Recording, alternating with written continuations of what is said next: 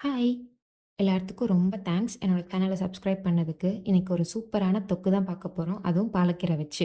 அது செய்யறதுக்கு ஒரு பேன்ல 2 ஸ்பூன் நல்லெண்ணெய் ஊத்தி, அது கூட கடுகு, உளுத்தம்பருப்பு, சீரகம், வரமிளகா, ஒரு கொத்து கருவேப்பில. இது எல்லாத்தையும் போட்டு நல்லா கலந்து விட்டுட்டு, அது கூடவே கொஞ்சமா பெருங்காயத்தூள் அதையும் கலந்து விட்டுட்டு, இப்போ ஒரு மிக்ஸி ஜார்ல ஒரு பெரிய தக்காளி, ஒரு பெரிய வெங்காயம், 5, 6 பல்லு பூண்டு, கொஞ்சமா புளி. இத நல்லா ஃபைன் பேஸ்ட்டா ஃபர்ஸ்ட்டே அரைச்சு வச்சுக்கோங்க. ஸோ தட் செய்யறதுக்கு ஈஸியா இருக்கும்.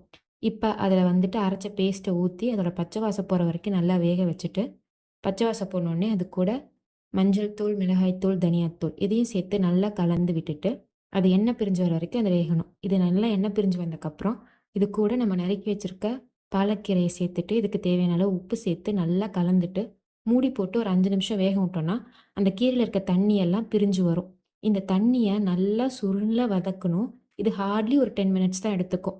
அப்படி நல்லா வணக்கிட்டே இருந்தோம் அப்படின்னா, இந்த மாரி தொக்கு கன்சிஸ்டன்சிக்கு வந்துரும். இது சூடான சாப்பாட்டுக்கு அப்படி இருக்குங்க. செஞ்சு பாருங்க.